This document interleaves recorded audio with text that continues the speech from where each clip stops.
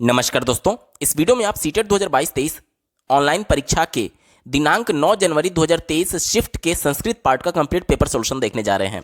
दोस्तों, जैसा कि आपको ज्ञात होगा, भाषा में 15 अंक का पेडागोजी पूछा जाता है और 15 अंक का पैराग्राफ पूछा जाता है। तो पैराग्राफ सॉल्व कराने का कोई भी मतलब नहीं बनता है, क्योंकि उस पर डिपेंडेंट प्रश्न आप आसानी से उत्तर दे सकते हैं, उसी पैराग्राफ में मेंशन होता है। मेनली हम लोग फोकस करेंगे जो 15 अंक का पेडागोजी आता है, क्योंकि अगर आपने इसको मजबूत कर लिया तो आप लैंग्वेज में 30 में से 28 नंबर तक भी पा सकते हैं। तो सब चलिए शुरू करते हैं।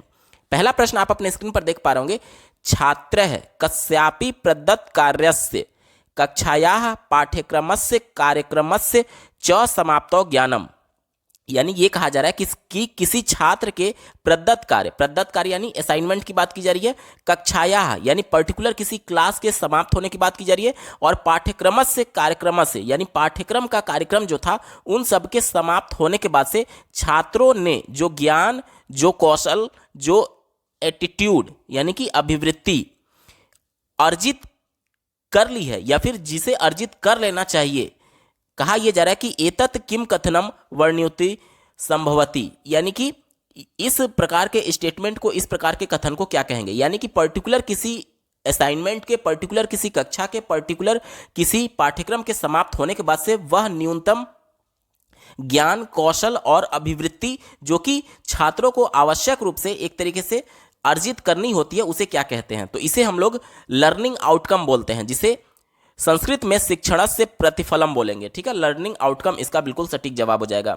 यानी कि देखिए, प्रत्येक जो भी शिक्षण कार्य कराया जाता है तो उसका एक उद्देश्य होता है कि छात्रों में कम से कम इतनी नॉलेज हो जानी चाहिए, इतना उसमें विकास हो जाना चाहिए। अब उसी टारगेट को लेकर के एज ए टीचर हम लोग उसको, बच्चों को अधिगम प्रक्रिया में भाग कराते हैं ताकि बच्चे का अर्थपूर्ण अधिगम हो सके। यानी कि वह न्यूनतम योग्यता जो कि किसी कक्षा के बाद, किसी चैप्टर के बाद, किसी पाठ्यक्रम के बाद बच्चे आवश्यक रूप से अर्जित कर लेना चाहिए, उसी को बोलते हैं लर्निंग आउटकम, जिसे शिक्षण से प्रतिफल बोला जाता है। ऑप्शन नंबर 1 बिल्कुल सटीक जवाब हो जाएगा। बाकी अगर के विकल्पों पर अगर हम लोग बात करें, देखिए चौथा दिया गया शिक्षण से अक्षमता, यानी कि लर्निंग डिसेबिलिटी की बात की जा रही है। तो ये तो आपका डिसलेक्सिया हो गया, डिसकैलकुलिया हो गया, डिसग्राफिया हो गया, डिस्प्रेक्सिया हो गया, ये सब चीजें होती हैं। तो यहाँ पर प्रश्न में इसके बारे में बात ही नहीं की गई है, तो ये तो उत्तर होगा नहीं। उसके बाद से शिक्षण से स्तर की बात की गई है, यानी लर्निंग लेवल की बात की गई है, तो ये लर्निंग लेवल भी नहीं है। शिक्षण से शैली यानी कि किस माध्यम से टीचर बच्चों को पढ़ा रहा है, तो ये शैली की बात नहीं कर रहा है, बल्कि जो बच्चे अर्जित कर रहे हैं उसकी बात कर रहा है। तो इसे हम लोग लर्निंग आउटकम बोलते हैं। ऑप्शन नंबर 1 शिक्षण से प्रतिफलम सही जवाब है। अगला प्रश्न पूछा गया था, एका शिक्षिका छात्रेभ्यः शिक्षण गतिविधिनां माध्यमेन मौखिक भाषां लिखित भाषां प्रयुक्तुम अन्वेष्टुम च अवसरात् ददाति सा केंद्रिता अस्ति। कहा यह जा रहा है कि एक शिक्षिका है जो कि बच्चों को मौके प्रदान करती है, अपॉर्चुनिटी देती है, किस लिए, ताकि वह एक्सपेरिमेंट के माध्यम से, यानी देखिए अन्वेषण के माध्यम से, खोज के माध्यम से, और जो स्पोकन और रिटन लैंग्वेज है उसको एक्टिविटी के माध्यम से सीख पाए। देखिए यहां पर बात की गई है, यहां पर देखिए शिक्षण गतिविधि की बात की गई, गतिविधि के, यानी कि एक शिक्षिका जो कि बच्चों को लिखित और मौखिक भाषा को गतिविधियों के माध्यम से सीखने का अवसर प्रदान करती है। तो यह शिक्षिका किस पर केंद्रित कर रही है, बच्चों को सीखना। ठीक है, चलिए इसी को ध्यान में रखकर के उत्तर ढूंढेंगे। चौथा विकल्प दिया गया है, शिक्षण से शाब्दिकोपागमे, यानी कि एक तरीके से इसे अंग्रेजी में हम लोग कहेंगे lexical approach of teaching. Lexical approach में क्या होता है, बच्चों को शब्दों के माध्यम से पढ़ाया जाता है। तो यहां पर देखिए जो शिक्षिका है वो गतिविधि आधारित बच्चों को भाषा बताने की कोशिश कर रही है, तो केवल शाब्दिक नहीं होगा, हमारा उत्तर नहीं होगा। तीसरा देखिए, पाठ्य पुस्तक आधारित भाषा शिक्षण है। तो पाठ्य पुस्तक तो तब होता है जब पाठ्य पुस्तक यानी कि बच्चों को किताबों के माध्यम से वहां पर भाषा पढ़ाने की कोशिश की जाती है टीचर के द्वारा, लेकिन यहां पर किताब के माध्यम से नहीं हो रहा है, बल्कि गतिविधि के माध्यम से हो रहा है। तो यह भी हमारा उत्तर नहीं होगा। पहला विकल्प देखिए, सकल शारीरिक प्रतिक्रियायाम, इसे अंग्रेजी में टोटल फिजिकल रिस्पॉन्स बोलते हैं। इसका मतलब क्या हुआ, देखिए प्राइमरी स्कूल में जब आप जाएंगे तो बच्चों के स्कूल में जब कविता पढ़ाई जाती है तो जो बच्चे कविता मौखिक तरीके से बोलते हैं या फिर टीचर के द्वारा जो बोला जाता है उसको बॉडी लैंग्वेज के माध्यम से भी कम्युनिकेट करने की कोशिश की जाती है, ताकि बच्चे वो सभी एक्टिविटी में उनको इंटरेस्ट है और वो अर्थपूर्ण अधिगम कर पाए। ठीक है, यानी कि टोटल फिजिकल रिस्पॉन्स में क्या होता है, बॉडी लैंग्वेज के साथ साथ जो मौखिक तरीके से बोला जा रहा है, यानी अपने शरीर के विभिन्न हाव भाव के माध्यम से भी कम्युनिकेट करने की कोशिश की जाती है। तो क्या ये हमारा उत्तर होगा? देखिए, प्रश्न में बोला गया है कि विभिन्न प्रकार की गतिविधियों की बात की जा रही है। अब गतिविधि जरूरी नहीं है कि केवल शारीरिक हो, गतिविधि कुछ भी हो सकता है। यहां पर टोटल फिजिकल रिस्पॉन्स जो पहले विकल्प में दिया गया, इसका मतलब यह है कि बॉडी के माध्यम से सिर्फ कम्युनिकेट किया जाएगा, अन्य गतिविधियों की बात नहीं की जाएगी। तो प्रश्न में चूंकि अन्य गतिविधियों को भी शामिल किया गया है, इसलिए ये केवल बॉडी से संबंधित नहीं है, इसलिए हमारा उत्तर नहीं होगा। दूसरा विकल्प देखिए, कार्याधारित भाषा शिक्षण है। कार्य आधारित यानी कि टास्क बेस्ड लैंग्वेज लर्निंग की बात की जा रही है, टास्क बेस्ड लर्निंग की। ठीक है, तो यही हो जाएगा हमारा सही उत्तर, क्योंकि जो भी टास्क होगा वो गतिविधि के तौर पर देखा जाएगा। और यही प्रश्न में हमसे पूछा गया है कि गतिविधि के माध्यम से बच्चों को लिखित और मौखिक भाषा के विभिन्न अवसर प्रदान करना, ताकि वह एक तरीके से अन्वेषण के माध्यम से, खोज के माध्यम से, एक्सपेरिमेंट के माध्यम से भाषा को सीख सके। तो वो गतिविधि को क्या बोलेंगे? तो उसे हम लोग बोलेंगे कार्य आधारित भाषा शिक्षण, यानी कि task based language learning. Option number 2 बिल्कुल सटीक जवाब हो जाएगा। अगला प्रश्न पूछा गया था, प्रथम कक्षायाः एका अध्यापिका छात्रे सह क्रीड़ा क्रीडन्ति, यानी कि प्रथम कक्षा की एक शिक्षिका जो है वो छात्रों के साथ क्रीड़ा यानी कि खेल खेल रही हैं। आगे देखिए, तासु क्रीडासु सा ता छात्रान चालितुम, यानी कि खेल के माध्यम से वह बच्चों से वॉक करने के लिए यानी कि चलने के लिए, टहलने के लिए कहती हैं। उसके बाद देखिए, धावितुम यानी कि दौड़ने के लिए कहती हैं। उपवेष्टुम, उपवेष्टुम का मतलब क्या होता है? बैठना होता है, तो बैठने के लिए कहती हैं। और उपसर्पितुम, उपसर्पित का मतलब होता है, इसे अंग्रेजी में क्रॉल बोलते हैं, यानी कि घुटने के बल जो बच्चे चलते हैं उसके बारे में बात की गई है। ठीक है, और अन्य गतिविधियां देखिए, अन्य गतिविधि च कर्तुम निर्दिशति, और अन्य गतिविधियों को करने का निर्देश देती हैं। अब हमसे प्रश्न ये पूछा जा रहा है कि अनेन प्रकारेण तथा तया छात्राणाम किम विकसते, यानी कि इन एक्टिविटीज के माध्यम से जो शिक्षिका है वो बच्चों में क्या, कौन सा कौशल विकसित करना चाहती हैं। यहां तक क्लियर हो गया? एक बार मैं फिर से समझा दे रहा हूं। देखिए, कक्षा 1 की एक शिक्षिका है जो कि बालकों के साथ विभिन्न प्रकार के खेल खेल रही हैं, जिसमें से बच्चों को कहती हैं कि तुम चलो, तुम दौड़ो, उसके अलावा बैठने के लिए बोलती हैं और घुटने के बल चलने के लिए बोलती हैं और अन्य गतिविधियां करती हैं। तो ये बच्चों में किस प्रकार के कौशल को विकसित करने की कोशिश टीचर के द्वारा किया जा रहा है, ये हमसे प्रश्न पूछा जा रहा है। ठीक है, चौथा विकल्प दिया गया है, शारीरिक शिक्षा गतिविधि, यानी कि फिजिकल एजुकेशन एक्टिविटी। तो क्या ये फिजिकल एजुकेशन है? नहीं, फिजिकल एजुकेशन के तौर पर नहीं देखा जाएगा। ठीक है, क्यों नहीं देखा जाएगा?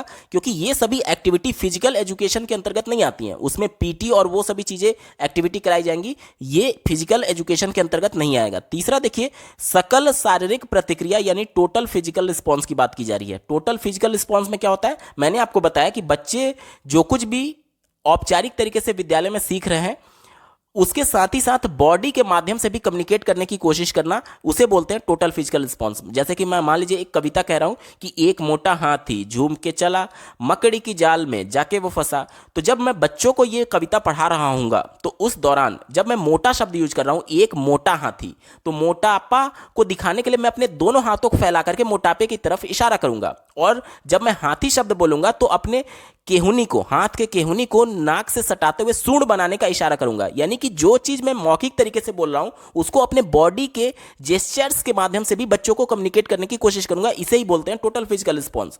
तो यहां पर जो एक्टिविटी की जा रही है वो टोटल फिजिकल रिस्पॉन्स का पार्ट हो सकता है, टोटल फिजिकल रिस्पॉन्स का पार्ट हो सकता है। तो ये हमारा उत्तर होगा। दूसरा विकल्प देखिए, सूक्ष्म संचालन कौशल, जिसे फाइन मोटर स्किल बोलते हैं, और पहला दिया गया सकल संचालन कौशल, जिसे ग्रॉस मोटर स्किल बोलते हैं। देखिए, दो प्रकार के गतिक कौशल होते हैं। गतिक कौशल किसे कहते हैं? हमारा बॉडी कितना मूवमेंट कर रहा है किसी काम को करने के दौरान, उसी से तय होता है कि यह सूक्ष्म होगा या फिर स्थूल होगा। सूक्ष्म को फाइन मोटर स्किल बोलते हैं और स्थूल को ग्रॉस मोटर स्किल बोलते हैं। जैसे कि मान लीजिए मैं दौड़ रहा हूं, तो दौड़ने के दौरान मेरा पूरा बॉडी मूव कर रहा होगा। तो कोई भी एक ऐसी एक्टिविटी जिसमें पूरा बॉडी मूवमेंट करता है, उसे हम लोग ग्रॉस मोटर स्किल बोलते हैं, यानी कि सकल संचालन कौशल और स्थूल गतिक कौशल भी इसका एक नाम है, ठीक है। और मान लीजिए एक गतिविधि मैं कर रहा हूं कि सुई में धागा डाल रहा हूं, तो उस दौरान मेरी पूरी बॉडी मूवमेंट नहीं करेगी, बल्कि मेरी एक उंगली सिर्फ उस धागे को आगे ले जा रही होगी सुई में डालने के संदर्भ में। तो यहां पर कोई भी एक ऐसी गतिविधि जिसमें बॉडी का बहुत कम मूवमेंट होता है उसे हम लोग फाइन मोटर स्किल बोलते हैं, यानी कि सूक्ष्म संचालन कौशल। तो जो प्रश्न में दिया गया है कि बच्चों को क्या बोला जा रहा है, चलने के लिए बोला जा रहा है, दौड़ने के लिए बोला जा रहा है, बैठने के लिए बोला जा रहा है और घुटने के बल चलने के लिए बोला जा रहा है, तो ये फाइन मोटर तो होगा नहीं, क्योंकि फाइन मोटर में क्या बताया मैंने, इसमें बॉडी का बहुत कम संचालन किया जाता है या फिर बॉडी बहुत कम मूव करती है, जैसे कि सुई में धागा डालना, ठीक है। इसके बाद से अपनी आंखों के पलकों को झपकाना, ये सब क्या है, ये फाइन मोटर स्किल के अंतर्गत आएगा, ठीक है। अब सकल संचालन कौशल यानी ग्रॉस मोटर स्किल में क्या आता है, मैंने आपको बताया दौड़ना हो गया, भागना हो गया, जिसमें पूरी आपकी बॉडी मूवमेंट करती है। तो यहां पर देखिए दौड़ने की बात तो की गई थी, तो ये ग्रॉस मोटर स्किल के अंतर्गत आएगा। अब आप कहेंगे कि ये दो विकल्प मैं क्यों टिक कर रहा हूं, क्योंकि सीबीएसई बोर्ड ने रिवाइज्ड आंसर की में दोनों ऑप्शंस को सही मान लिया था, पहला और तीसरा दोनों सही उत्तर है। अगला प्रश्न पूछा गया था, छात्राणाम पाठ्य वस्तुनि अवबोधनस्य ताभ्य सूचना उद्धरणस्य पाठ्य वस्तु निर्वचनस्य च दक्षता कथ्यते, यानी कि एक ऐसी कॉम्पिटेंसीज जिसमें छात्र किसी लिखे हुए लेख को समझ करके और उसमें से कुछ इंफॉर्मेशन को रिट्रीव कर रहे हैं, यानी कि प्राप्त कर रहे हैं।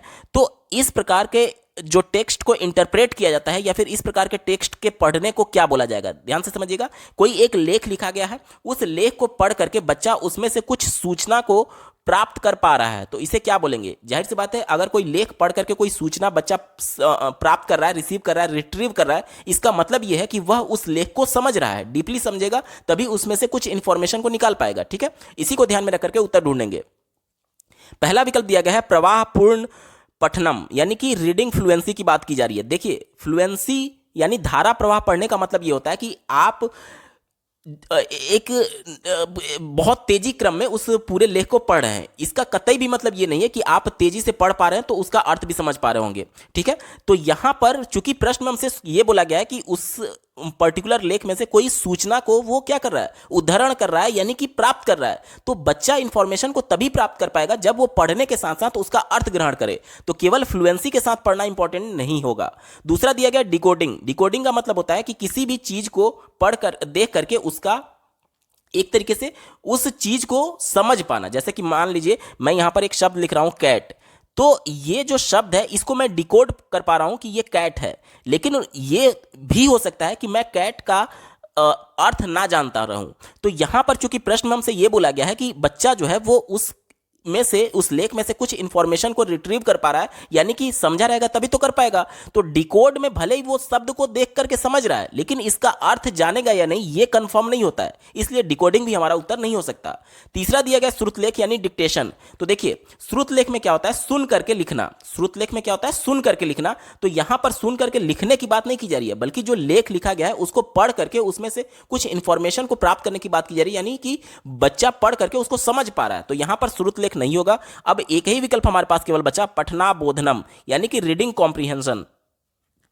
पठन का अर्थ ही होता है कि पढ़ करके उसका अर्थ ग्रहण करना, यानी कि बच्चा जो कुछ भी लेख पढ़ रहा है उसमें से कुछ इंफॉर्मेशन तभी निकाल पा रहा है, रिट्रीव कर पा रहा है जब वह उस लेख को समझा रहेगा। और समझने को ही हम लोग क्या बोलते हैं, कॉम्प्रिहेंशन बोलते हैं, अवबोध बोलते हैं। ऑप्शन नंबर 4 यहां पर बिल्कुल अप्रोप्रिएट है, यही इसका सटीक जवाब हो जाएगा। अगला प्रश्न पूछा गया था, एका संचालन विकलता यानी कि मोटर डिसऑर्डर यया ध्वने उत्पादने जिह्वा ओष्ठया समन्वय प्रभावितः भवति कथ्यते, यानी कि एक ऐसा मोटर डिसऑर्डर जिसमें बच्चे को ध्वनि यानी कि कुछ भी बोलने के दौरान उसके जिह्वा यानी जीभ टंग की बात की जा रही है और ओष्ठ यानी कि ओष्ठ होठ की बात की जा रही है, यानी कि जब जिह्वा और होठ का आपस में समन्वय ना हो किसी भी शब्द को ध्वनि को बोलने के दौरान, तो इस प्रकार के विकार को क्या कहते हैं, तो इस प्रकार के विकार को डिस्प्रेक्सिया बोलते हैं। ऑप्शन नंबर 3 बिल्कुल एप्रोप्रिएट आंसर हो जाएगा। बाकी के विकल्पों पर अगर हम लोग एक बार चर्चा कर लें, पहला विकल्प दिया गया डिस्कैलकुलिया। तो ये गणितीय अक्षमता से जुड़ा हुआ विकार है जिसमें बच्चे गणित की सामान्य संक्रियाएं जो होती हैं, जोड़ घटाना गुणा भाग और अंकों में कठिनाई का सामना मना करते हैं, तो डिस्कैलकुलिया तो होगा नहीं, क्योंकि प्रश्न में इस प्रकार का कोई भी नहीं जिक्र किया गया है। चौथा देखिए, डिसलेक्सिया दिया गया। डिसलेक्सिया क्या होता है? इसे पठन अक्षमता बोलते हैं। आपने एक मूवी देखी होगी तारे जमीन पे, उसमें बच्चा जो था, मेन कैरेक्टर जो था, वो बी और डी में डिफरेंस क्रिएट नहीं कर पा रहा था। यानी कि अगर बी और डी लिखा है तो वो इन चीजों में अंतर नहीं कर पा रहा था, इसी को डिसलेक्सिया बोलते हैं। ठीक है, तो ये हमारा उत्तर होगा नहीं, क्योंकि इस प्रकार का कोई भी प्रश्न में नहीं दिया गया है। दूसरा विकल्प दिया गया है डिस्फेजिया। डिस्फेजिया में क्या होता है?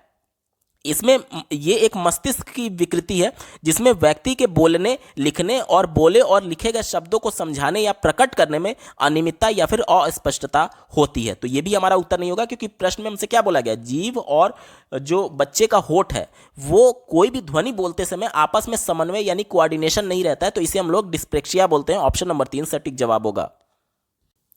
अगला प्रश्न पूछा गया था, अधोलिखितेषु किम वाइगोत्स्की महोदयस्य भाषा विकास सिद्धांते आधारितम अस्ति।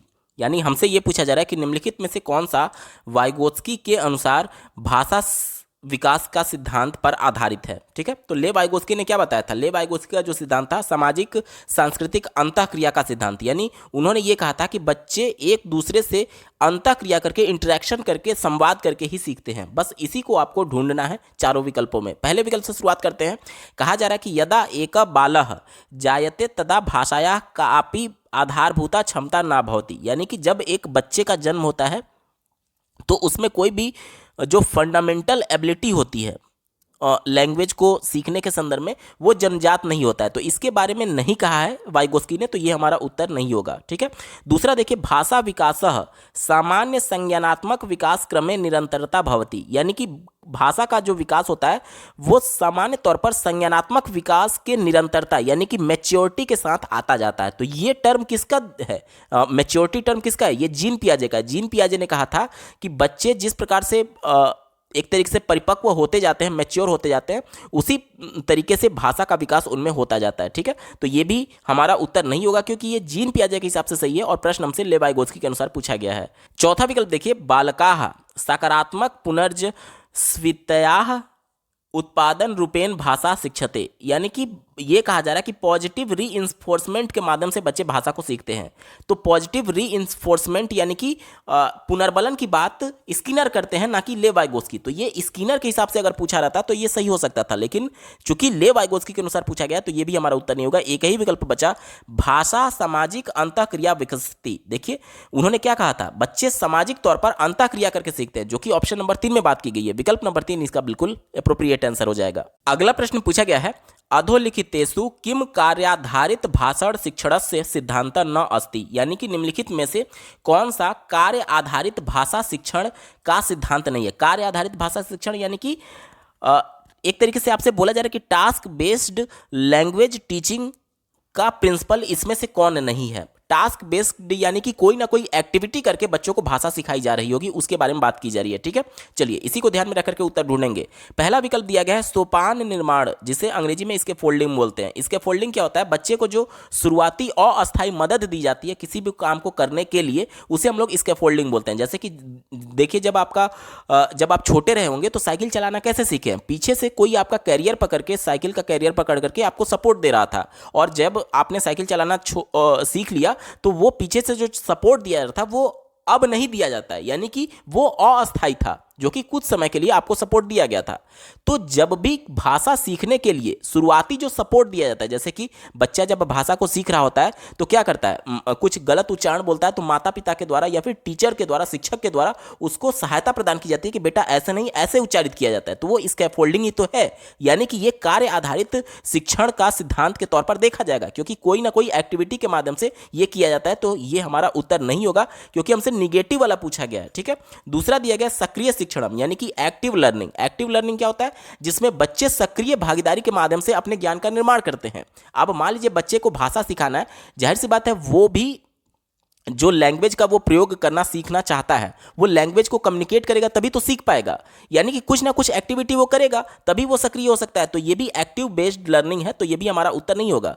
तीसरा देखिए, सृजनाएं पुनरुत्पादन, यानी कि रिप्रोडक्शन टू क्रिएट। यानी कि बच्चा जो कुछ भी औपचारिक तरीके से भाषा को विद्यालय में सीख रहा है, उसको अपने समाज में, अपने समुदाय में जाकर के उसको फिर से रिप्रोड्यूस करने की बात की जा रही है। यानी कि देखिए, शिक्षा का जो उच्चतम उद्देश्य होता है वो ये होता है कि बालक जो कुछ भी औपचारिक तरीके से विद्यालय में सीख रहा है वो अपने दैनिक जीवन में उस भाषा का प्रयोग कर पाए कम्युनिकेट करने के संदर्भ में। तो जब विद्यालय में बच्चे ने भाषा को सीख लिया तो अपने समुदाय में, जब अपने परिवार के सदस्यों के बीच, अपने परिवेश में जाएगा तो उस भाषा को रिप्रोड्यूस करेगा। यानी कि क्या करेगा, उसका उपयोग करेगा अपने आप को एक्सप्रेस करने के लिए। यानी कि ये भी सीधे तौर पर कार्य आधारित भाषा का शिक्षण हो गया। तो ये हमारा उत्तर नहीं होगा। एक ही विकल्प बचा, ऑप्शन नंबर 4 देखिए, अनुवादस्य प्रतिबिंब, यानी कि रिफ्लेक्शन ऑफ ट्रांसलेशन की बात की जा रही है। इसका मतलब यह हुआ कि भाषा सीखने के लिए ट्रांसलेशन करने की बात की जा रही है। मान लीजिए मैं आपको टारगेट लैंग्वेज इंग्लिश सिखाना चाहता हूं और उसका ट्रांसलेशन हिंदी में कर दिया, तो आप इंग्लिश कहां सीख रहे हैं? वो तो चीज आप ट्रांसलेट करके हिंदी में सीख रहे हैं ना। जैसे टारगेट लैंग्वेज का उद्देश्य क्या होता है, इंग्लिश सिखाने का उद्देश्य क्या होता है कि आप इंग्लिश लैंग्वेज में कम्युनिकेट कर पाए। लेकिन मैं एज ए टीचर क्या कर रहा हूं कि उसका ट्रांसलेशन कर दे रहा हूं आपकी मदर टंग में, यानी कि हिंदी में। तो आप इंग्लिश में प्रोफिशिएंट कहां हुए? आप तो हिंदी में चीजों को समझ रहे हैं ना। इसलिए ये कार्य आधारित भाषा शिक्षण के तौर पर नहीं देखा जाएगा, क्योंकि भाषा शिक्षण का उच्चतम उद्देश्य ये होता है कि बच्चे उस लैंग्वेज का प्रयोग कर पाए अपने दैनिक जीवन में। जब ट्रांसलेट ही कर दिया गया हिंदी में तो आप अंग्रेजी कहां बोल पाएंगे, अपने दैनिक जीवन में प्रयोग नहीं कर पाएंगे। इसलिए ये कार्य आधारित भाषा शिक्षण का सिद्धांत नहीं है। और चूंकि यही हमसे पूछा गया था कि कौन सा सिद्धांत नहीं है, तो ऑप्शन नंबर 4 यहां पर बिल्कुल एप्रोप्रिएट आंसर हो जाएगा। अगला प्रश्न पूछा गया था, भाषा शिक्षणे संरचनात्मक को पाग में, यानी कि कंस्ट्रक्टिविस्ट अप्रोच शिक्षकात अपेक्षते, यानी कि जो रचनात्मक उपागम है भाषा सीखने के लिए वो क्या अपेक्षित करता है, ये हमसे पूछा जा रहा है। यानी कि जो जीन पियाजे और लेव वाइगोत्स्की का रचनावादी दृष्टिकोण है वो क्या एक तरीके से बताता है कि बच्चे भाषा किस तरीके से सीखते हैं। तो रचनावादी दृष्टिकोण ये कहता है कि बच्चे अपने ज्ञान का निर्माण स्वयं करेंगे। बच्चे अपने ज्ञान का निर्माण स्वयं करेंगे, किसके माध्यम से? अनुभव के माध्यम से, क्योंकि बच्चे खुद से करके सीखेंगे। तो जब खुद से करते हैं तो उससे उनको अनुभव प्राप्त होता है और अब उस अनुभव के आधार पर वह अपने भाषा का निर्माण करते हैं। ठीक है, इसी को ध्यान में रखकर के उत्तर ढूंढेंगे। पहला दिया गया, छात्रेभ्यः पूर्व निर्मित ज्ञान दादनम। पूर्व निर्मित का मतलब कि जो पहले से प्री कंस्ट्रक्टेड नॉलेज है उसको देने के संदर्भ में कहा जा रहा है। देखिए, बच्चे कोई लैपटॉप या फिर कंप्यूटर नहीं है कि आप पेन ड्राइव लगाएंगे और बच्चों में ज्ञान का ट्रांसफर हो जाएगा। नहीं, संरचनावादी अप्रोच जो होता है, जो कंस्ट्रक्टिविस्ट अप्रोच होता है, वो ये कहता है कि बच्चे सक्रिय भागीदारी के माध्यम से अपने ज्ञान का निर्माण स्वयं करेंगे। यानी बच्चे को आप इंफॉर्मेशन ट्रांसफर नहीं कर सकते, बच्चा खुद से अनुभव करेगा और खुद से अपने ज्ञान का निर्माण करेगा। ये पूर्व निर्मित, जो पहले से ज्ञान निर्मित है, उसको बच्चे एक्सेप्ट नहीं करते हैं। ठीक है, तो ये गलत हो गया। दूसरा देखिए, स्वपाठ्यक्रमस्य स्वमेव निर्माणम, यानी कि अपना पाठ्यक्रम खुद निर्माण करने की बात की जा रही है। तो देखिए, यहां पर कंस्ट्रक्टिविस्ट अप्रोच का मतलब ये होता है कि बच्चे अपना पाठ्यक्रम नहीं तय करेंगे, बल्कि पाठ्यक्रम तो तय करने वाले टीचर या फिर जो बोर्ड होगा वो तय करेगा।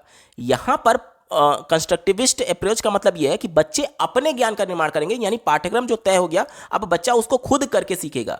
जैसे कि अगर मैं छोटे बच्चे को आप बोलिएगा कि बेटा मोबाइल को पानी में मत डालना नहीं तो मोबाइल खराब हो जाएगा, उसको आपके बात पर विश्वास नहीं होगा, वो खुद डाल करके देखेगा, जब खराब हो जाएगा तब कहेगा कि हाँ पापा तो सही बोल रहे थे कि मोबाइल खराब हो जाता है। यानी कि जीन पियाजे ने जो कहा था कि बच्चे नन्हे वैज्ञानिक होते हैं, वो किसी के कहने के बातों में नहीं आते हैं, बल्कि खुद करके उसके अनुभव के आधार पर अपने ज्ञान का निर्माण करते हैं। ठीक है, तो यहां पर देखिए ये कहा जा रहा है कि पाठ्यक्रम निर्धारित करने के लिए कंस्ट्रक्टिविस्ट अप्रोच कहता है, तो ये गलत हो गया। तीसरा देखिए, छात्राणाम स्व पाठ्य पुस्तकम स्वयं रचितुम समर्थीकरणम, यानी कि कहा यह जा रहा है कि बच्चों को उनका जो टेक्स्ट बुक है उसके निर्माण करने के लिए सक्षम बनाने के संदर्भ में। तो ये कंस्ट्रक्टिविस्ट अप्रोच नहीं कहता है। कंस्ट्रक्टिविस्ट अप्रोच ये कतई भी नहीं कहता है कि बच्चे अपने पाठ्यक्रम का निर्धारण करेंगे, ये भी नहीं कहता है कि बच्चे अपने किताब का निर्धारण करेंगे, ये सब कहता ही नहीं है। बच्चे अपने ज्ञान का निर्माण करेंगे, ना कि पाठ्यक्रम, ना कि किताब। देखिए, ऑप्शन नंबर 4 में इसी की बात की गई है, स्वज्ञानस्य। स्व मतलब कि अपना और ज्ञानस्य मतलब कि अपने ज्ञान का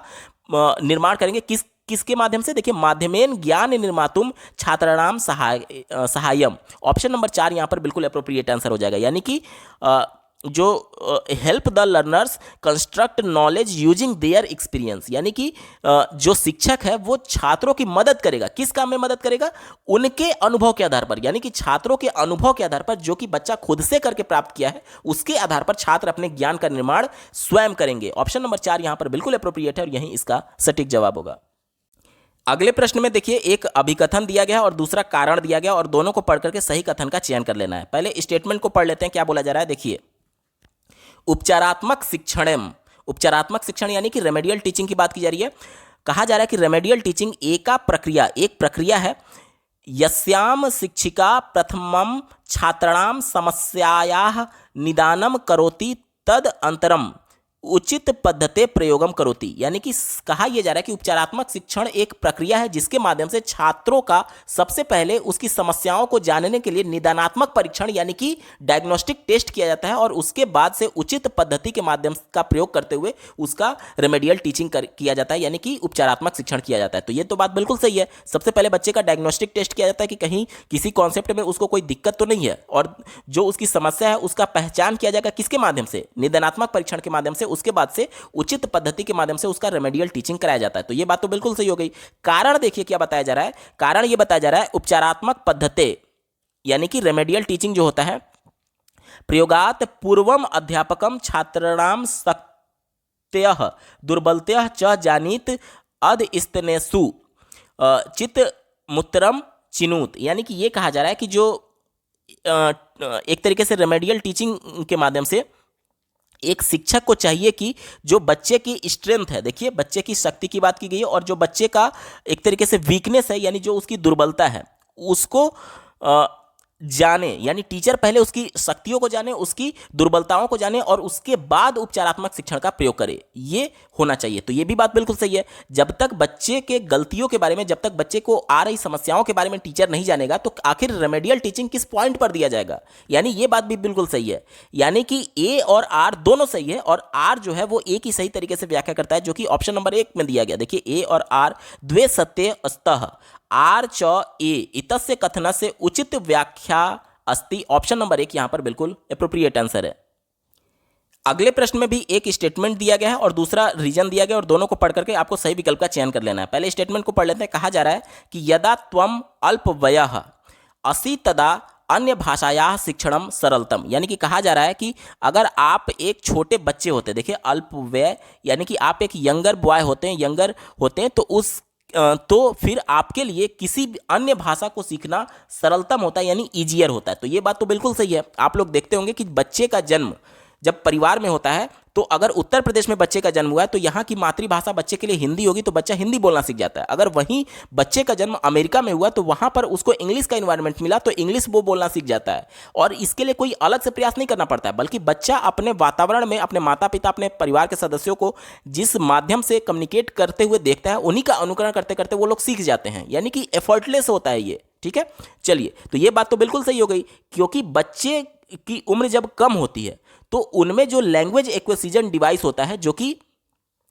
नॉम चॉम्स्की ने बताया था, वो बहुत सक्रिय होकर के कार्य करता है, और जैसे जैसे आदमी की उम्र बढ़ती जाती है वो लैंग्वेज एक्विजिशन डिवाइस धीरे धीरे कम प्रभावी होने लगता है। और इसीलिए आप देखिए कि आप आज जिस एज में हैं, किसी नई भाषा को सीखने जाएंगे तो आपके लिए कठिनाई होगी, लेकिन अगर कोई छोटा बच्चा नई भाषा को सीखता है तो वो उसको आसानी से सीख सकता है। ठीक है, क्योंकि उस समय जो लैंग्वेज एक्विजिशन डिवाइस होता है वो ज़्यादा प्रभावी होता है बच्चों में। ठीक है, तो पहला विकल्प सही हो गया। दूसरा देखिए क्या बोला जा रहा है, शुद्ध उच्चारण से विकासः अपेक्षाकृत अनायास भवति यदि अयम आधारभूते स्तरे शिक्षितः।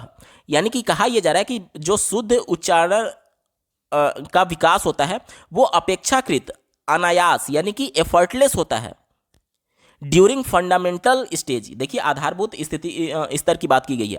फंडामेंटल स्टेज, देखिए राष्ट्रीय शिक्षा नीति 2020 में 4 स्टेजेज की बात की गई है। पहला जो आपको लेवल बताया गया 5+3+3+4, जिसमें पहला जो 5 है वो फंडामेंटल स्टेज को बताता है। इसमें 2 भाग में बटा हुआ है। पहला प्री प्राइमरी का LKG, UKG और नर्सरी LKG UKG, यानी 3 साल यहाँ प्री प्राइमरी के, और प्राइमरी का 2 साल, कक्षा 1 और 2, तो 3 + 2 मिलाकर के ये टोटल 5 साल हो जाता है, जो कि आपका आधारभूत स्तर होता है, यानी फंडामेंटल स्टेज होता है। तो इस दौरान बच्चे में जो लैंग्वेज एक्विजिशन डिवाइस है वो बहुत एक्टिव रहता है, और इसलिए बच्चे बिना एफर्ट के, इसीलिए बोला गया है अनायास, यानी कि एफर्टलेस लैंग्वेज को आसानी से उसका उच्चारण करना सीख जाते हैं। ठीक है, ये भी बात बिल्कुल सही है, और ये कहीं ना कहीं जो स्टेटमेंट ए है उसकी सही तरीके से व्याख्या कर पा रहा है। इसलिए देखिए ऑप्शन नंबर 1 में बात की गई है, ए तथा आर द्वे सत्य स्तः आर च ए इतस्य कथनस्य उचित व्याख्या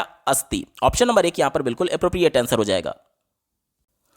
अगला प्रश्न पूछा गया था, यदा बालकाः मानक व्याकरणं शिक्षितुं प्रारम्भन्ते ते सामान्यतया अस्य अतिसामान्यीकरणं कुर्वन्ति, अस्य कारणम अस्ति। यानी कहा यह जा रहा है कि जब बच्चे मानक व्याकरण को सीखना प्रारंभ करते हैं, यानी कि बिल्कुल स्टार्टिंग स्टेज में जब बच्चे अभी जस्ट शुरू ही किए हैं, तो सामान्यतः वो नियमों का अति सामान्यीकरण कर देते हैं। यह किस कारण होता है, ये हमसे पूछा जा रहा है। जैसे कि मान लीजिए मैं बच्चों को एज ए टीचर पढ़ा रहा हूँ कि मैं खाना खाता हूँ, तो मैं खाना खाता हूँ ये मेल के हिसाब से वाक्य सही है, लेकिन कोई फीमेल कैंडिडेट होगी जो कि पहली बार व्याकरण सीखना शुरू कर रही होगी, तो वो मेरे द्वारा बोले गए शब्दों का, वाक्यों का अनुकरण करते करते वो भी बोलेगी कि मैं खाना खाता हूं, जबकि क्या वो व्याकरण के तौर पर सही है? नहीं सही है, क्योंकि वो एक फीमेल है, एक लड़की है, तो उसके लिए क्या हो जाएगा, मैं खाना खाती हूं।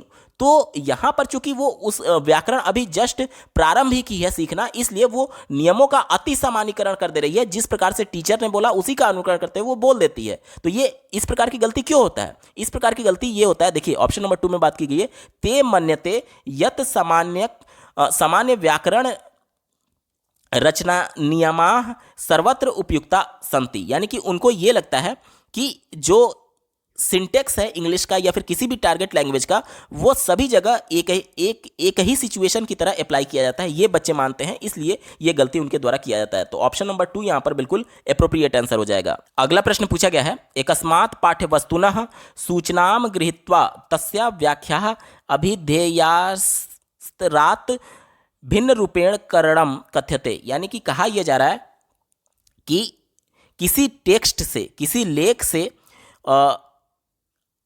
पढ़ करके इंफॉर्मेशन को इंटरप्रेट करना केवल शाब्दिक स्तर से ऊपर जा करके, ये क्या कहा जाएगा? देखिए कोई लेख मान लीजिए लिखा गया है, तो उसके शाब्दिक केवल अर्थ से ऊपर जा करके, देखिए यहां पर लिखा गया है शाब्दिक अर्थ से ऊपर जा करके उसका एक तरीके से इंटरप्रेट करना इंफॉर्मेशन को, ये क्या कहलाएगा? यानी कि जब कोई लेख लिखा गया है उसका शाब्दिक अर्थ से ऊपर जाना, यानी कि उसको डीप में समझना, उसका अर्थ ग्रहण करना, उसका निष्कर्ष निकालना। इसी को ध्यान में रखकर के उत्तर ढूंढेंगे। पहला दिया गया पूर्व कथनम प्रेडिक्टिंग। तो प्रेडिक्टिंग में क्या होता है कि हम लोग उसके बारे में एक अनुमान मात्र लगाते हैं कि हाँ ये हो सकता है। इसमें हम लोग किसी निष्कर्ष पर नहीं पहुंचे होते हैं, बल्कि एक अनुमान लगाते हैं। तो ये हमारा उत्तर नहीं हो सकता।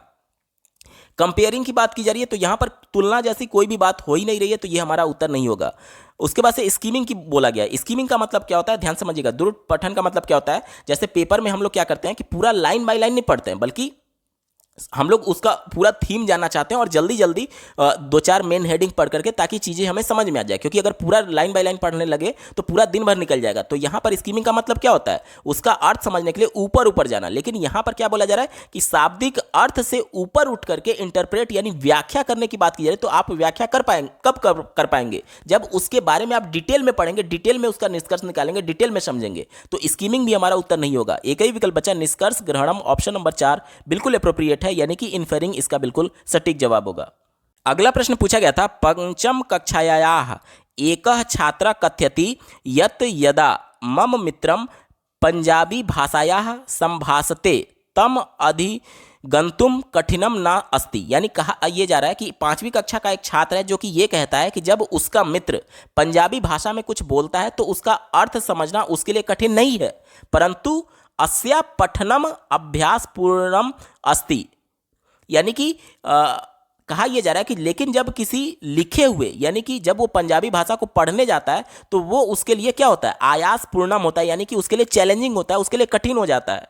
एतत् कथनम तम स्व आकलन योग्यम करोति यतो ही तेन कृतम। यानी कि हमसे यह बोला जा रहा है कि इस प्रकार का जो स्टेटमेंट है वह उसके स्वयं के मूल्यांकन के बारे में हमें क्या बताता है। तो देखिए पहला विकल्प दिया गया है शिक्षण से आकलनम। इसको अंग्रेजी में असेसमेंट ऑफ लर्निंग बोलते हैं। यानी कि देखिए सत्र के अंत में बच्चा जब सब कुछ सीख चुका है, यानी कि एक शैक्षणिक सत्र में सब कुछ सीख चुका है, अब उसका परीक्षा होना है, फाइनल परीक्षा होना है, तो उसे हम लोग बोलते हैं असेसमेंट ऑफ लर्निंग। ऑफ यानी कि अधिगम हो चुका है, अब उस अधिगम का आकलन करना है, तो इसे ही बोलते हैं शिक्षणम आकलन। तो ये एक तरीके से नहीं होगा, क्योंकि यहां पर देखिए बच्चा खुद से अपना मूल्यांकन कर रहा है, तो खुद से स्व मूल्यांकन जो होता है, स्व आकलन जो होता है, वो क्या होता है, वो असेसमेंट एज लर्निंग होता है, ना कि असेसमेंट ऑफ लर्निंग। तो पहला गलत हो गया। दूसरा देखिए क्या बोला जा रहा है, शिक्षणाय आकलनम। शिक्षणाय आकलनम, इसको अंग्रेजी में असेसमेंट फॉर लर्निंग बोलते हैं। फॉर का मतलब कि अधिगम अभी हुआ नहीं है, बल्कि अधिगम कराने के लिए जो बच्चे का आकलन किया जा रहा है कि बच्चे पहले से कितना जानते हैं, इसको किस स्तर पर किस विधि के माध्यम से पढ़ाना है, इन सभी के लिए जो आकलन किया जाता है उसे अधिगम के लिए आकलन बोलते हैं या फिर असेसमेंट फॉर लर्निंग बोलते हैं। तो ये भी हमारा उत्तर नहीं होगा। तीसरा विकल्प देखिए, शिक्षण रूपेण आकलनम, यानी कि अधिगम के रूप में आकलन, इसे ही बोलते हैं असेसमेंट एज लर्निंग। इसमें क्या होता है, स्व मूल्यांकन बच्चा करता है। जैसे कि मान लीजिए आप एनसीईआरटी की बुक कभी पढ़ते होंगे, तो एक ही पेज पर आप एक पैराग्राफ, दो पैराग्राफ जब पढ़ लेते हैं तो ब्रैकेट में करके कुछ आपको क्वेश्चंस लिखे गए रहते हैं, जिसमें ऊपर जितना आपने पढ़ा था इस क्वेश्चन को पढ़ करके आप अपना खुद का आकलन, स्व आकलन कर पाते हैं कि ऊपर जो चीज़ें आपने पढ़ी हैं क्या आपको समझ में आया है। अगर आपने इसका उत्तर दे लिया तो यानी आप खुद से आकलन कर पाएंगे कि हाँ, ऊपर वाला कॉन्सेप्ट मैं समझ चुका हूं। यानी बच्चा जब खुद से अपना आकलन करता है तो उसे ही हम लोग बोलते हैं असेसमेंट एज लर्निंग, यानी कि शिक्षण रूपेण आकलन, यानी कि शिक्षण के रूप में आकलन। ठीक है। और चूंकि यहां पर प्रश्न में ही बोला गया है कि स्व आकलन बच्चा कर रहा है कि वह पंजाबी भाषा जब उसके मित्र के द्वारा बोला जाता है तो वो उससे समझ लेता है, लेकिन लिखे हुए पंजाबी भाषा को नहीं पढ़ पाता है, यानी वह खुद से महसूस कर रहा है, खुद से खुद का आकलन कर रहा है। तो इसका उत्तर क्या हो जाएगा, शिक्षण रूपेण आकलन, यानी कि असेसमेंट एज लर्निंग, इसका बिल्कुल सटीक जवाब हो जाएगा। बाकी चौथा विकल्प दिया गया शिक्षण आकलन, तो ये गलत हो गया। ऑप्शन नंबर 3 सही उत्तर है। अगला प्रश्न पूछा गया था, भाषा कलनस्य किम मापनम अस्ति, यानी कि भाषा का जो आकलन होता है उसका मुख्य उद्देश्य क्या मापन करना होता है। देखिए, भाषा का जो उच्चतम उद्देश्य होता है वो ये होता है कि बच्चे उस पर्टिकुलर भाषा का प्रयोग करने में निपुण हैं या नहीं, यानी कि उनमें वो प्रोफिशिएंसी आ पाई है या नहीं, दक्षता आ पाई है या नहीं। क्योंकि भाषा का उच्चतम उद्देश्य ये नहीं है कि आप उस लैंग्वेज के पेपर में 100 में से 100 नंबर पा लें। अगर आपने 100 में से 100 नंबर पा भी लिया, अगर दैनिक जीवन में उस भाषा का प्रयोग नहीं कर पा रहे हैं तो आप उस भाषा में दक्ष नहीं माने जाएंगे। यानी कि भाषा का जो उच्चतम उद्देश्य है वो उस भाषा में बच्चे को दक्ष बनाना है। इसी को ध्यान में रख करके उत्तर ढूंढेंगे। पहला विकल्प दिया गया, प्रत्येक छात्र से स्व सहपाठिनः तुलनायाम उपलब्धि। कहा यह जा रहा है कि प्रत्येक छात्र का उसके सहपाठी के साथ उपलब्धि का तुलना करने के संदर्भ में। तो देखिए, राष्ट्रीय शिक्षा नीति 2020 और एनसीएफ 2005 दोनों ये कहते हैं कि चूंकि समावेशी शिक्षा को सपोर्ट करना है, यानी कि एक ही कक्षा में अलग अलग अधिगम विकार, अलग अलग शारीरिक विकार से जूझ रहे बालक हो सकते हैं, तो सबको एक पैमाने पर तुलना नहीं किया जा सकता। जहां पर भी तुलना की बात आएगी वो हमेशा निगेटिव होगा। दूसरा देखिए, तेसाम समग्रा योगात्मिका व उपलब्धि, यानी कि कहा जा रहा है कि उनका ओवरऑल और समेटिव अचीवमेंट की बात की जा रही है। तो चूंकि हमसे केवल भाषा के आकलन की बात की जा रही है, देखिए बहुत प्रकार से बच्चे में विकास होता है, जैसे कि भाषा का विकास, संज्ञानात्मक विकास, शारीरिक विकास, संवेगात्मक विकास। तो समेटिव असेसमेंट योगात्मिका में क्या हो जाएगा कि सभी की बात की जाएगी। प्रश्न हमसे सिर्फ भाषा के आकलन के बारे में पूछा गया है, तो यहां पर समग्र आकलन का बात ही नहीं आएगा, केवल भाषा की बात जो विकल्प करेगा वही हमारा उत्तर होगा। तीसरा विकल्प देखिए, छात्राणाम भाषा उपलब्धि, यानी कि छात्रों की भाषा के अचीवमेंट की बात की जा रही है। मैंने अभी आपको क्या बताया कि मान लीजिए लैंग्वेज का एक पेपर है, अंग्रेजी का पेपर है, मान लीजिए बच्चे ने अंग्रेजी में 100 में से 99 नंबर पा लिया, तो इसके लिए वो बहुत बड़ी अचीवमेंट है। लेकिन अगर वो दैनिक जीवन में अंग्रेजी भाषा में कम्युनिकेट नहीं कर पा रहा है, तो भले ही वो भाषा में उपलब्धि हासिल कर लिया, लेकिन उस भाषा में वो दक्ष नहीं माना जाएगा। दक्ष तभी माना जाएगा जब वो उसका प्रयोग कर पाए अपने दैनिक जीवन में। यानी कि भाषा में क्या मापा जाता है, भाषा में यह मापा जाता है कि बच्चे की दक्षता कितनी है पर्टिकुलर उस भाषा में, यानी दैनिक जीवन में वो प्रयोग कर पा रहा है या नहीं। तो यहां पर उपलब्धि इंपॉर्टेंट नहीं है, क्योंकि यह भी हो सकता है कि बच्चा 100 में से 100 पाया हो लेकिन अंग्रेजी में कम्युनिकेट ना कर पा रहा हो। ठीक है, तो उपलब्धि यहां पर इंपॉर्टेंट नहीं है। इंपॉर्टेंट यहां पर क्या है, छात्राणाम भाषा नैपुण्यम, निपुणता यानी कि प्रोफिशिएंसी की बात की जा रही है, बच्चे की दक्षता की बात की जा रही है कि दैनिक जीवन में वो उस भाषा का प्रयोग कर पा रहा है अथवा नहीं। ऑप्शन नंबर 4 यहां पर बिल्कुल एप्रोप्रिएट है, यही इसका सटीक जवाब होगा। अगला प्रश्न पूछा गया था, स्टीफन क्रैशन महोदयस्य बोधगम्य निवेशः इति सिद्धांतेन प्रस्तावितम, यानी कि कहा यह जा रहा है कि स्टीफन क्रैशन महोदय का जो बोधगम्य निवेश का सिद्धांत है वो क्या प्रस्तावित करता है। बोधगम्य निवेश को कॉम्प्रिहेंसिबल इनपुट बोलते हैं। इसमें उन्होंने ये बताया था, देखिए भाषा बच्चे टारगेट लैंग्वेज को भी मदर टंग की तरह एक्वायर कर सकते हैं। इसके संदर्भ में स्टीफन क्रेसन ने 5 हाइपोथेसिस दिए थे, जिसमें से एक हाइपोथेसिस कॉम्प्रिहेंसिबल इनपुट के नाम से जाना जाता है, जिसे हिंदी में बोधगम्य निवेश बोलते हैं। इसमें उन्होंने ये बताया कि बच्चे को अगर आप कोई टारगेट लैंग्वेज सिखाना चाहते हैं तो बच्चे का अगर लेवल आई है, यानी बच्चे में भाषा का स्तर मान लीजिए आई है, तो उसके स्तर के बराबर अगर आप बताएंगे तो उसके लिए तो कुछ नया नहीं हो रहा है जानने के लिए, तो उसमें भाषा का विकास नहीं होगा। अगर बच्चे का लेवल आई है तो मैं आई से कम भी बताऊंगा तो भी वो कुछ नया नहीं सीख पाएगा। लेकिन आई से जैसे ही एक स्तर ऊपर मैं बताता हूं, I+1 पर बताता हूं, तो इसमें बच्चे को कुछ नया जानने के लिए मौका मिलेगा। और यहां पर बच्चे के स्तर से एक स्तर ऊपर बताने का मतलब यह हो गया कि बच्चे नया कुछ उस भाषा में सीख पाएंगे। यही कॉम्प्रिहेंसिबल इनपुट बच्चे ने स्टीफन क्रेसन ने बताया था, जो कि देखिए ऑप्शन नंबर 1 से शुरुआत करते हैं। छात्रेभ्यः तेषां भाषा निरूपम भाषा उपलब्धिकरणम, यानी कि कहा यह जा रहा है कि छात्रों को उनके लेवल के आधार पर लैंग्वेज का जो फॉर्म है उसको प्रोवाइड करने के सेंस में। तो यहाँ पर देखिए क्या कहा जा रहा है कि उनके भाषा के अनुरूप, अब जब जितना बच्चा जान रहा है, आई जान रहा है, तो हम आई ही उसको बता रहे हैं, तो क्या कुछ नया सीख पाएगा? नहीं सीख पाएगा, तो ये गलत हो गया। दूसरा देखिए, छात्र है पाठ्य पुस्तकाय कात शिक्षिकात च निविष्ट प्राप्ति, यानी कहा यह जा रहा है कि छात्रों से इनपुट रिसीव करने के संदर्भ में टेक्स्ट बुक और टीचर्स के माध्यम से। तो यहां पर टीचर और टेक्स्ट बुक के माध्यम से इनपुट तो रिसीव किया जा रहा है, लेकिन यहां पर यह क्लियर नहीं बताया गया है कि जो इनपुट होगा वो बच्चे के स्तर से ऊपर होगा, बराबर होगा या नीचे होगा। अगर स्तर से ऊपर होगा तभी ये उसके लिए काम करेगा, अन्यथा के कंडीशन में ये भी व्यर्थ है।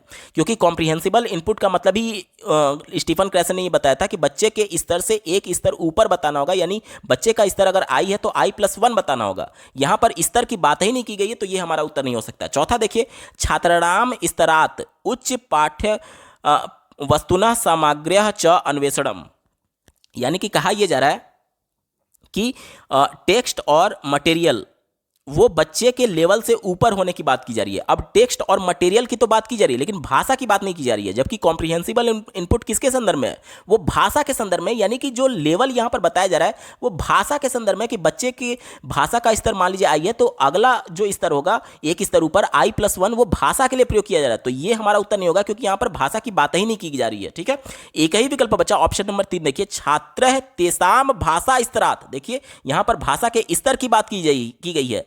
किश्चित उच्च स्तरेण भाषाया अन्वेषणम, यानी देखिए उच्च स्तर की बात की जा रही है। और यहां पर छात्र तेषाम मतलब कि उनके, और भाषा स्तर यानी कि बच्चों के भाषा स्तर मान लीजिए आई है तो उच्च स्तर यानी उससे एक स्तर ऊपर की बात की जा रही है। भाषा अन्वेषण के माध्यम से बच्चे भाषा को सीख सकते हैं। ऑप्शन नंबर 3 स्टीफन क्रेसन के हिसाब से बिल्कुल सटीक जवाब हो जाएगा। दोस्तों, ये पेपर पूरा सॉल्व हो चुका है। आपको ये वीडियो कैसा लगा कमेंट के माध्यम से जरूर बताइएगा, क्योंकि बहुत एफर्ट लगता है इस प्रकार के वीडियो लाने के संदर्भ में, और आपका कमेंट ही मुझे मोटिवेट करेगा आगे के इस प्रकार के महत्वपूर्ण वीडियो लाने के लिए। तो अगर आपको वीडियो पसंद आ रहा हो तो लाइक करते हुए अपने दोस्तों में ज़्यादा ज़्यादा शेयर जरूर करिएगा, और कमेंट के माध्यम से जरूर बताइएगा कि क्या आपके लिए ये वीडियो हेल्पफुल थी। अगर आप प्रीवियस ईयर सभी शिफ्टों के subject wise complete paper solution detail में देखना चाहते हैं तो इस वीडियो के बाद इस वीडियो का डिस्क्रिप्शन जरूर चेक करिएगा। और अगर आप चैनल पर पहली बार विजिट कर रहे हैं तो इसको सब्सक्राइब करते हुए बेल आइकन को प्रेस कर लीजिएगा। इस वीडियो को देखने के लिए आपका बहुत बहुत धन्यवाद। भगवान करे आपका दिन शुभ हो।